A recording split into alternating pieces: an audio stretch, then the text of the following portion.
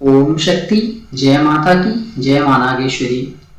आज हम नागपंचमी के विषय में बात करेंगे कि नागपंचमी का व्रत करने से क्या फल मिलता है, नागपंचमी का व्रत कैसे करें, पूजा कैसे करते हैं, उसके विषय में विशेष कुछ सूक्ष्म बातें हम आपको बताएंगे कि हम जो नाग देवी की पूजा विधि विधान होती है, क्योंकि हम नाग देवी की पूजा आदि करते हैं, उनका ही सेवा आदि है, तो उनकी विशेष कुछ सूक्ष्म जानकारियाँ हैं। और से तो सभी क्षेत्रों में पूजा पाठ का अनुष्ठान विधि विधान अलग ही होता है, पर देवी के नाग देवी के अनुग्रह कृपा से हमें जो ज्ञान प्राप्त हुआ, उनका पूजा पाठ अनुष्ठान का विधि विधान थोड़ा बहुत सूक्ष्म आपको उसका आपसे हम उसके जो विशेष जानकारियां हैं आपसे हम जो है कि उसकी जो संबंधित जानकारियां हैं हम आपसे शेयर करेंगे। तो आप इसके बारे में हम जो है कि शुरुआत करते हैं। जैसे निसंतान स्त्रियां होती हैं, विशेष करके नाग देवी की पूजा निसंतान स्त्रियां करते हैं, विशेष फलदायी होती है संतान के लिए। और नाग देवी संतान प्राप्ति के लिए विशेष देवी मानी जाती हैं। हरिद्वार में माँ मनसा देवी का शक्तिपीठ है। जो मनसा देवी शिव कन्या मनसा है, नागलोक की माता कही जाती हैं। आस्तिक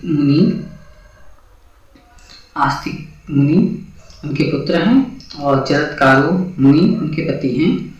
और ये सूक्ष्म जानकारियां हैं, बहुत सारी जानकारियां उनके विषय में, बहुत सारी ग्रंथ कथाएं आदि और नागपंचमी से रिलेटेड बहुत सारी हैं।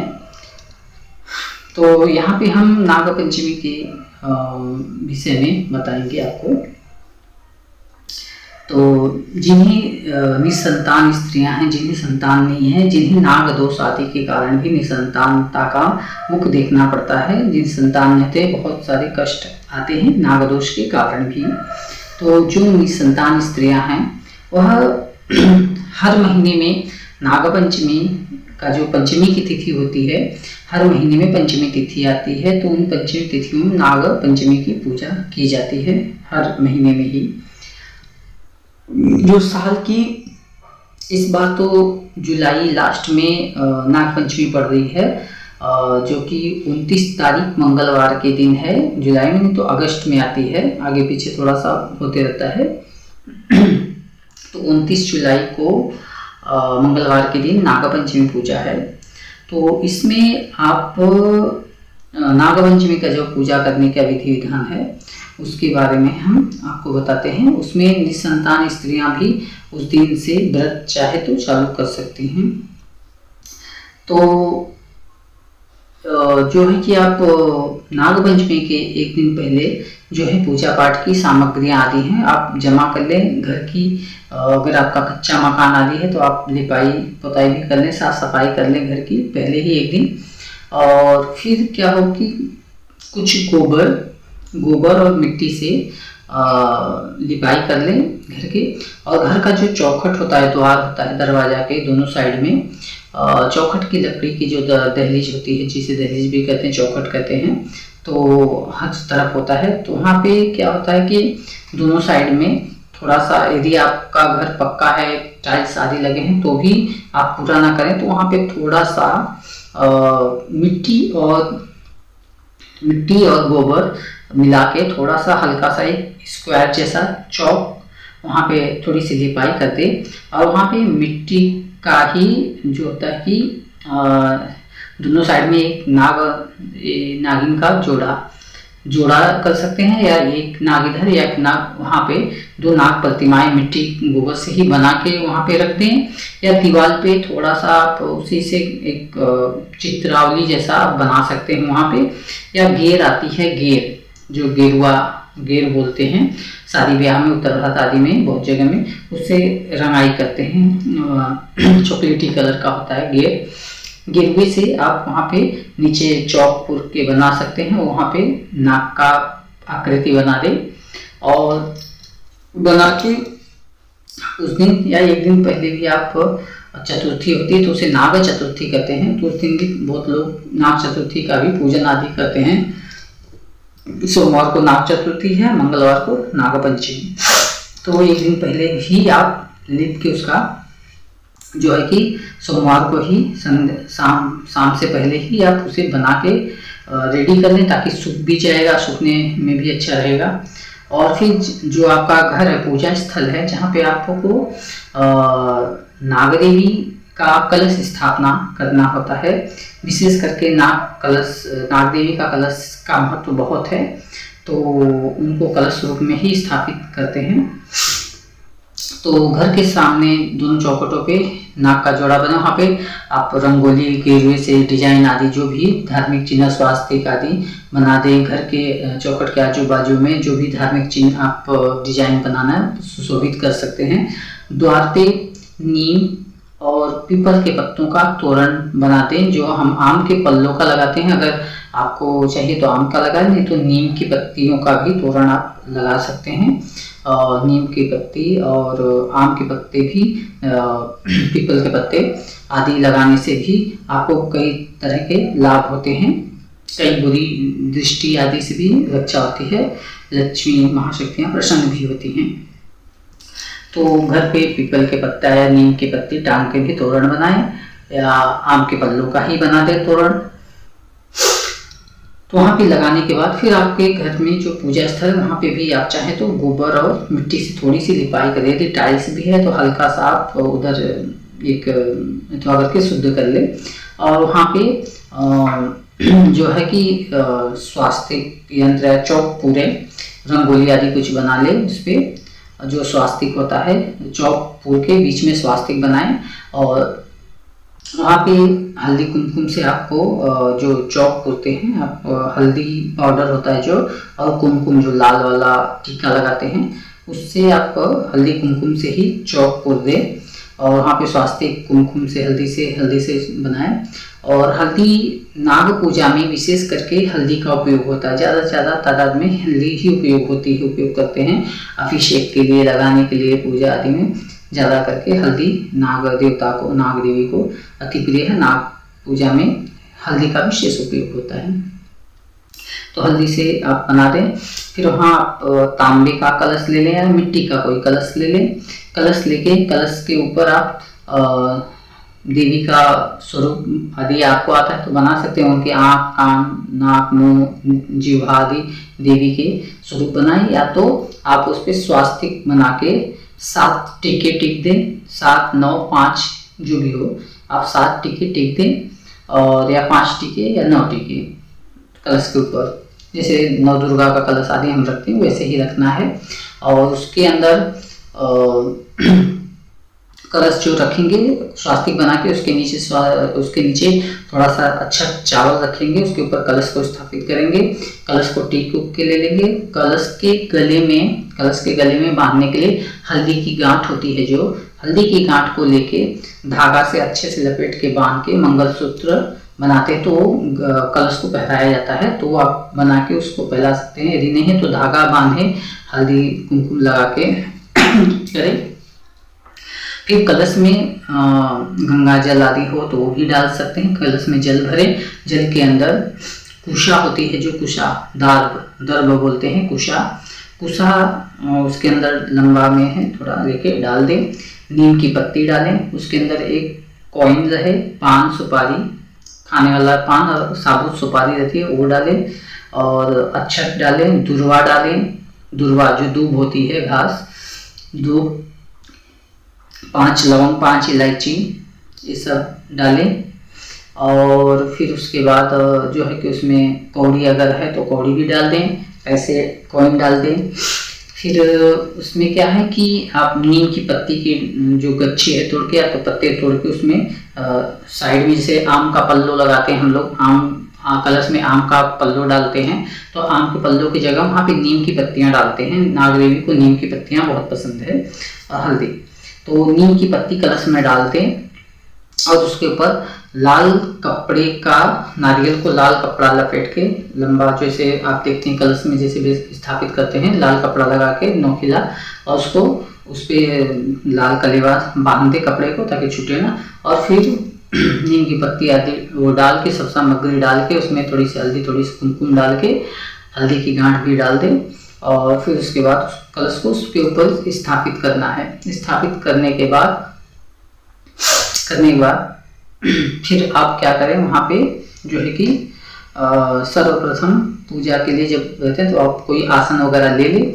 आसन बिछा के आप यदि आपको पवित्रता का जो पवित्री का मंत्र आदि आता है तो करें, नहीं तो जल ऐसे ही भगवान ओम गंगाय नमः बोल के भी आप जल छिड़क लें, या क्योंकि हर किसी को मंत्र उस चीज का नहीं आता, नहीं तो आप ओम पवित्र पवित्रो वा सर्वावस्थागतो विवाह स्मृत पुंडरीका सर्वाभ्यांतर सूची बोल के जल छिड़के, सामग्री आदि आसन पे सब जगह जल छिड़के अंतर से आप पवित्र हो जाए, ऐसी भावना करें। इस मंत्र का यही मतलब है कि मंत्र बाहर से यहाँ वहाँ जहाँ कहीं से अशुद्ध है, छूटे छुआट है, कुछ भी है, उस सभी से हम भगवान पुंडरीक के नाम से पवित्र हो रहे हैं।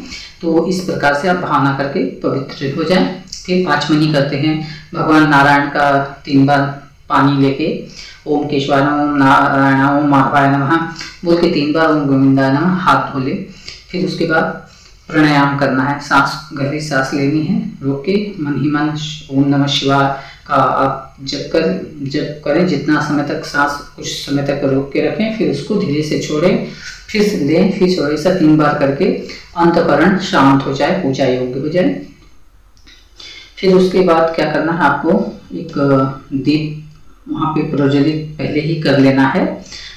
दीप के नीचे कुछ अक्षत रखने हैं, पान के पत्ते हों या आम के पत्ते हों, कुछ भी हो, एक दीप के नीचे आसन लेने के लिए दीप के नीचे पत्ता रखें। फिर उसके ऊपर दीप भी जहाँ रखते हैं वहाँ पे भी आप हल्दी से स्वास्तिक बनाते हैं। तो स्वास्तिक जो होता है शुभ चिन्ह नहीं, स्वास्तिक एक प्रकार का यंत्र होता है, उसकी बहुत महत्व है। इस विषय में हम उसको नहीं बताएंगे कि क्योंकि अगले वीडियो में इसका टॉपिक नहीं है, तो इसमें हम उसके बारे में नहीं बताएं। स्वास्तिक एक प्रकार का यंत्र है, उस यंत्र की महिमा है। तो दीप के नीचे भी आप स्वास्तिक बनाएं और उसके ऊपर थोड़ा सा अक्षत डाल के दीप को स्थापित करें, घी का दीपक जलाएं और हल्दी कुमकुम से दीपक को भी हल्दी कुमकुम करें। दीप प्रज्वलित करने के बाद हल्दी कुमकुम टिक के दीप को गंध पुष्प अक्षत जो भी है दीप को चढ़ाएं, दीप देवता को नमस्कार करें। और दीप देवता कौन से रहेंगे, जैसे सर्व कल्याण कारक ज्योतिष देवताए नमः, जो समस्त लोगों का कल्याण करने वाले दीप देवता हैं, उनका मैं आवाहन करता हूँ। तो दीप देवता को आवाहन करके वहाँ पे दीप जला ले। फिर अपना जो है पांचमनी आदि यदि हम सब वो करेंगे। करने के बाद फिर क्या होगा कि उसमें कलश में जल डाल के सब कलश रेडी करके रखना है। फिर उसमें क्या करना है, भगवान को आवाहन करना है, हाथ में कुछ अक्षत लेना है और नाग देवी, वरुण देवता, सप्त नदियाँ, गंगा जमुना सरस्वती यमुना आदि, गंगा गोदावरी कृष्णा कावेरी वेणा नर्मदा सरस्वती, सभी पवित्र तीर्थों का सप्त तीर्थ माताएं होती हैं, सप्त तीर्थों का आवाहन करना है। तो यदि आपको सब नहीं समझ में आता है तो भी कोई बात नहीं है, आप मन से गौरी गणेश के पहले आवाहन करना है। तो आप एक पान और सुपारी लें, पान सुपारी के ऊपर एक कलेवा थोड़ा सा लपेट के कलश के सामने पान का मुख इस तरफ रहना चाहिए, नोखिला पान जो है हमारे तरफ रहे और उसका जो डांठा है वो डंठल पीछे की तरफ रहे और वहाँ पे रखें। वहाँ पे रख के गौरी गणेश का आवाहन करें। तो आपको मंत्र आदि नहीं आते हैं तो आप गणेश जी का यदि मंत्र पता है, कोई सा भी मंत्र हो या नहीं तो नाम से ही आप बुलाएं।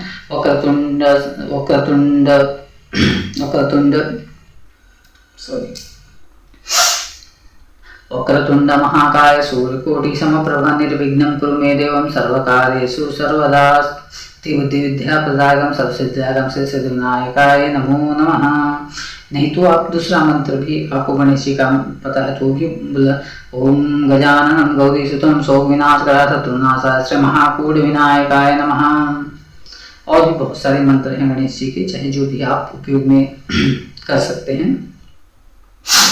तो गौरी गणेश का आह्वान करना रहता है। तो वहाँ पे आप डायरेक्ट ओम श्री गौरी गणेशाय नमः तौ वाहयामि तौ स्थापयामि तौ वाहनार्थे अक्षतं समर्पयामि, तो अक्षत डाल दे। यदि आपको मंत्र नहीं आते हैं, कुछ इस तरह मंत्र बोलो तो संस्कृत में ही एक आवाहन रहता है बुलाने का, एक संस्कृत भाषा में है, तो आप अपनी भाषा में बोला, हे श्री गौरी गणेश महाराज जी, हम आपका प्रथम आवाहन करते हैं, आपको स्थापित करते हैं इस कलश के पास, कलश में स्थापित हो जाएं और हमारा यह कार्य सिद्ध करें, जो भी मनोरथ है पूर्ण करें। कार्यों की सिद्धि के लिए हम विघ्न विनाशक गणपति का प्रथम आवाहन करते हैं। जो भी पूजा अनुष्ठान आदि हम करते हैं तो पहले गणेश जी का ही आवाहन, प्रथम आवाहन उन्हीं का होता है। तो प्रथम आवाहन गणेश जी का आने के बाद आते हैं तो फिर उन्हें आसन के लिए अक्षत दें या फूल है तो फूल दें, फूल अक्षत, आसनार्थे अक्षतम समर्पयामि पुष्पम समर्पयामि, इस प्रकार से मतलब आसन के लिए हम आपको अक्षत दे रहे हैं। अक्षत के ऊपर आप विराजमान हो, चावल के ऊपर आप पुष्प के ऊपर आप पुष्प का आसन दे रहे हैं, आप बैठिए, ऐसा भावना करना है आपको, एक पुष्प चढ़ाना आसन। फिर उन्हें आचमनी देनी है, पाद्यम समर्पयामि, पाद्य उनका पैर धुलाना है, पाद्यम समर्पयामि, पाद्यम उनका पैर धुलाना है, आचमनी करानी है, जैसे 3 बार जल डालना है, आचमनी करना, फिर स्नान कराना, स्नान कराने के बाद कुछ कलेवा तोड़ के उपवस्त्रम मतलब टॉवेल के जैसे पोंछने के लिए उन्हें देना है। फिर उसके बाद उनको पोंछ के स्नान आदि करने के बाद उनको एक पवित्र भी देते हैं, जनेऊ रहता है, वो है तो आप दें, नहीं तो फिर कपास वस्त्रम, कपास का जो वस्त्र होता है वो उन्हें अर्पण करें।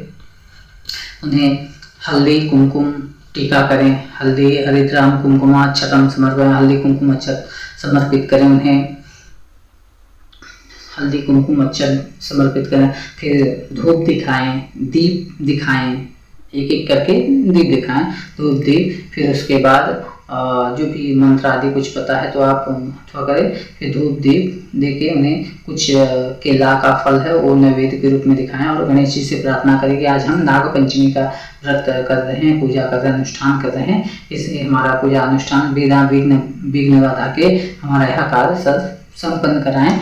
और इसमें हम सभी देवी देवताओं का आह्वान करेंगे। इस कलश में आप सभी के आशीर्वाद से हमारा यह जो मनोरथ है वो सब पूर्ण हो। तो करके ये करें, ऐसा करके आप करके फिर क्या होता है, इसमें आप संकल्प भी चाहे तो ले सकते हैं। संकल्प में यही है कि आप आवाहन से पहले ही या गणेश जी आने के बाद भी आप फिर हाथ में जल लेके भी संकल्प कर सकते हैं, या गणेश जी के आवाहन से पहले ही संकल्प कर सकते हैं। भगवान विष्णु का 3 बार नाम लेके आप अपने भाषा में आप किस लिए नागपंचमी का पूजा या कोई भी अनुष्ठान पूजा कर रहे हैं, क्यों कर रहे हैं, पूरी बात भगवान से बोलने के कहना। हे नारायण ज्योतिर्देवता, जो ज्योति जलती है नारायण स्वरूप माना जाता है, वो साक्षी होती है। तो आपको कहना है हे नारायण ज्योतिर्देवता, हम आपको साक्षी मान के है पूजा अनुष्ठान व्रत आदि कर रहे हैं। हमारा जो लक्ष्य उद्देश्य है हमारे इस मनोकामना के लिए, उस मनोकामना आपको पूरा बोलना है। वैसे तो जो संकल्प करते हैं उसके लिए बड़ा लंबा चौड़ा है, नक्षत्र ग्रह दिन वार सब बोलना पड़ता है, उतना सबके पास नहीं है। आप सिंपल से बस भगवान का 3 बार नाम ले, ओम विष्णु विष्णु या नारायण नारायण लेके 3 बार हाथ में अक्षत और जल ले लिया, लेके आप अपनी मनोकामना बोले और भगवान को समर्पित करें। फिर उसके बाद सभी देवी देवताओं का फिर यहाँ पे गणेश गौरी का आवाहन होने के बाद पूजा अर्चना हो जाए तो उनसे प्रार्थना करें हमारा पूजा पाठ बिना विघ्न बाधा के पार हो जाए और हमें मनोकामना पूर्ण हो और हमें सिद्धि प्रदान करे। तो यहाँ पे गौरी गणेश की पूजन होने के बाद उसके बाद फिर क्या करना है, कलश में समस्त वरुण देवता, जल के देवता वरुण देवता, सप्ततीर्थ माताएं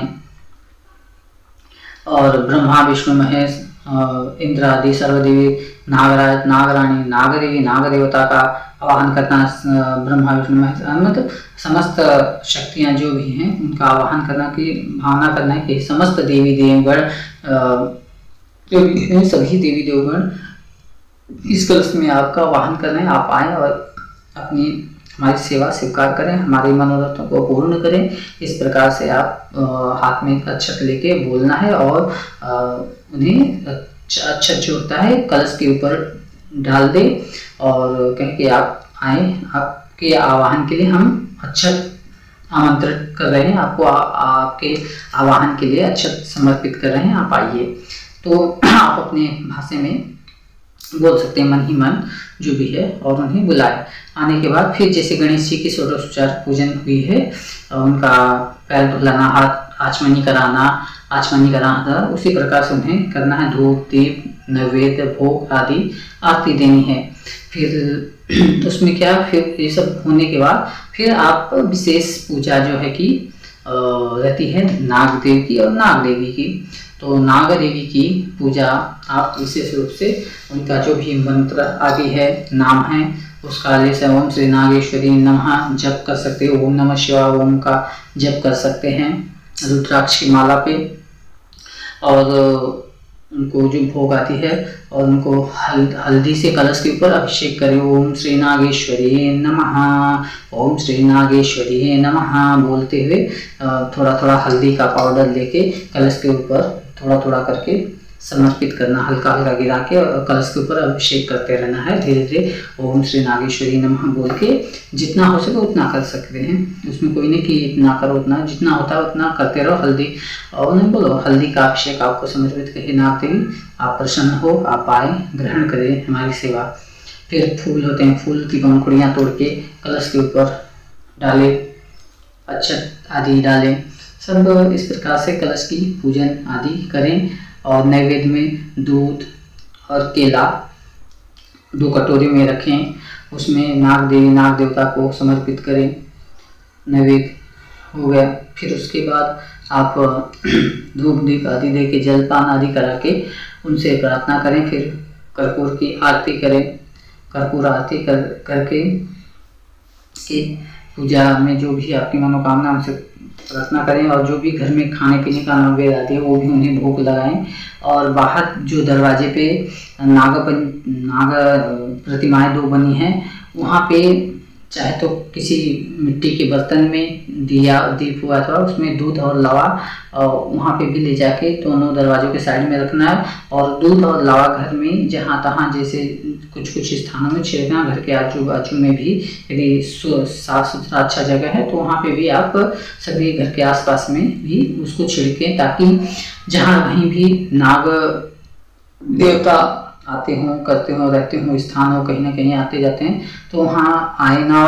उनकी कृपा दृष्टि से उस दूध लावे के छिड़कने करने से घर में कोई किसी प्रकार का नाग आदि नहीं आते हैं, नाग देवी का वह आशीर्वाद होता है। तो जिस घर में नाग पंचमी आदि के समय दूध और लावा जो नाग देवताओं के नाम से छिड़का जाता है, किया जाता है, तो वहाँ वह देवता नाग देवता उपस्थिति देके उनको जहाँ जहाँ छिड़का जाता है तो वहाँ ग्रहण करते हैं। ग्रहण करने से उनका आशीर्वाद एक बना रहता है। इसके कारण घर में कोई भी अन्य नाग आदि ऐसे जो आपका अहित चाहेंगे, वो अहित चाहने वाले कोई भी सर्प नाग घर में प्रवेश नहीं करेंगे। और सबसे बड़ी बात कि जिस घर में नाग देवी की पूजा कलश स्थापित है, जिसके घर में नाग देवी की पूजा होती है, उस घर में जल्दी तो नाग अहित करने के लिए दिखेंगे भी नहीं। और कभी दिखे या सपना आदि में या कभी दिख भी गए बाई चांस तो आपका हित नहीं करेंगे। वो आपकी रक्षा के लिए आपका सांकेतिक तौर पे आपको दिखाएंगे कि हम आपकी रक्षा के लिए आए हैं या हैं। कोई संकट आदि आने वाला तो उसका संकेत भी देते हैं, तो उनसे घबराना नहीं है। और जिस घर में नाग देवी की पूजा आदि अर्चना होती है उस घर में जल्दी नाग ऐसे अनिष्ट कार्य के लिए कभी दिखते ही नहीं, आते भी नहीं हैं जल्दी, क्योंकि डर घबराहट रहते हैं या प्रार्थना करते हैं कि आप ना दिखे ना आए, हम इससे डरते हैं आपके इस स्वरूप से, तो जल्दी नहीं दिखते। कभी बाई चांस ऐसे दिखना करना हुआ तो भी आप उससे भयभीत ना हो और ये करें। तो ये तो हो गया नाग पंचमी का पूजा। और इसको जो 5 स्त्रियां हैं जिनको संतान नहीं है, वह दिन भर का व्रत रख सकती हैं। नागपंचमी का व्रत आप निराजल चाहे तो निराजल व्रत रहें या फलाहार रहें तो एक समय का फल लेके नागपंचमी का व्रत रखें।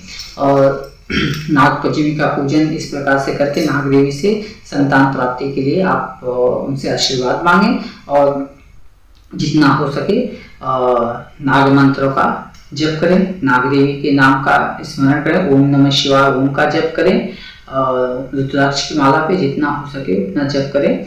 और निसंतान स्त्रियां कोई भी नाग पंचमी का जो व्रत आता है, साल में 12 नाग पंचमी पड़ती है, हर महीने में पंचमी आती है, तो किसी भी नाग पंचमी से आप शुरुआत करके 12वें नाग पंचमी में उसका उद्यापन रहता है। तो जो स्त्रियां यदि करना चाहते हैं, व्रत उठाना चाहते हैं, तो इस नाग पंचमी से भी उठा सकती हैं। इस नाग पंचमी को विशेष पूजा आदि अनुष्ठान ऐसे करके अपने पुत्र प्राप्ति के लिए, नागदोष शांति के लिए, नागदोष परिहार के लिए इस नाग पंचमी को विशेष इसी प्रकार से पूजा अनुष्ठान करके नाग देवी से संतान प्राप्ति के लिए वर मांगे, आशीर्वाद मांगे।